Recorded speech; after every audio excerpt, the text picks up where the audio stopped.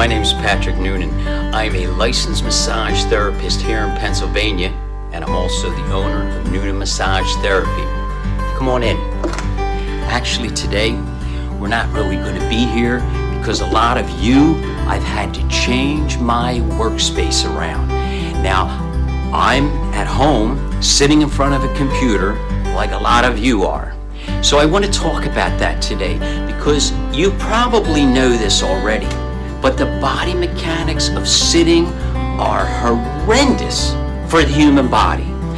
There's a couple reasons for that. Scientifically, there's a couple reasons.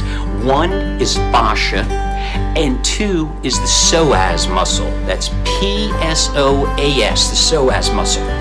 So, as far as fascia goes, fascia covers the entire body, the outside of the body, every organ, every muscle. It covers everything. There you are standing up, laying down, it's nice and relaxed. When you go to sit, you create that 90-degree angle. That 90-degree angle stretches the fascia. It's also stretching the psoas muscle. The psoas muscle basically is the muscle that connects the upper body to the lower body. It's an extremely deep muscle, and it's very hard to get to. So, what's happening is, even you say, well, a muscle stretch, that's a good thing, right? To have a stretched muscle, and that is for 10 seconds, maybe 30 seconds, not for 10 minutes, not for 30 minutes, not for 2 hours sitting in front of your computer.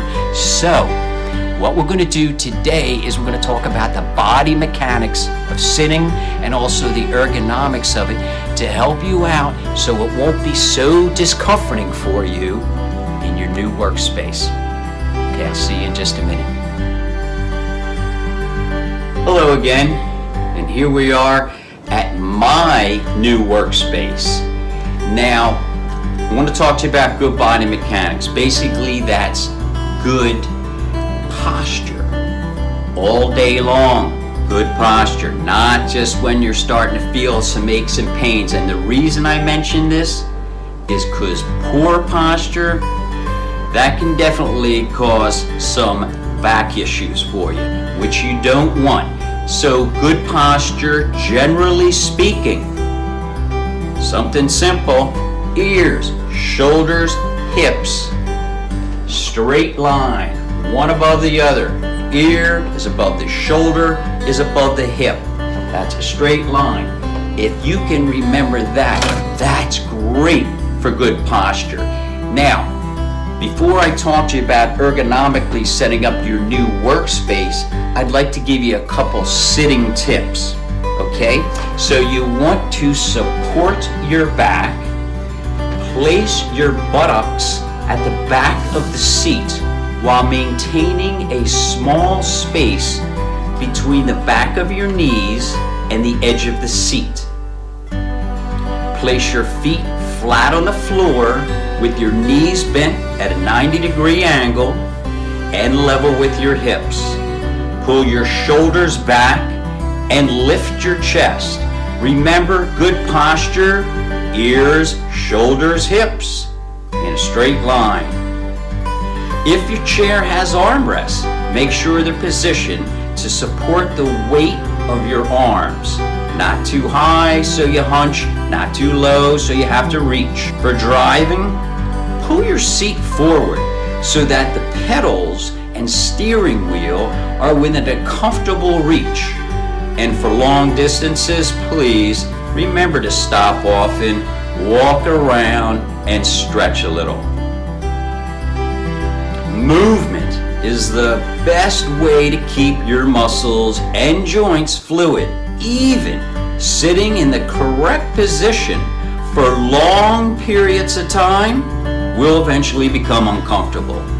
Take breaks, get up, move around, and stretch. Slow, comfortable, fluid stretches is what you want. Now, ergonomics. Ergonomics is roughly defined as the study of people in their working environment. So an ergonomist will come in and create or possibly modify the work to fit the worker. Yeah, that's what I said, the work to fit the worker. So, quick example, I have a chair, and when I sit in this chair, this is how high it would make me, okay? So an ergonomist would come in and say, hey, how about trying to get an adjustable chair so that you can raise the height of the chair up, and now look, feet flat on the floor, 90-degree angle in the knees, 90-degree angle here in the elbows, and I got ears, shoulders, and hips right on top of one another. Now, I'd like to show you a picture, the numbered picture that I got from the health library at the University of Michigan. Step 1, we're looking at. The top of the monitor screen is at eye level. Step 2, if you have a telephone headset, it may help to avoid awkward positions while talking and doing other tasks at the same time. Number 3, when you type or use your mouse, try raising your forearms a little so your wrists are in a neutral position and your arms and hands can move freely. If you have armrests on your chair, you may be able to adjust them so your forearms are parallel to the floor and your wrists are once again neutral. And if you have a wrist pad, beware, because even though it's called a wrist pad, it's best to rest your palm or the heel of your hand on the support rather than your wrist. Number 4, if your feet do not rest flat on the floor when you sit in your chair, a footrest raises your feet to reduce pressure on your lower back.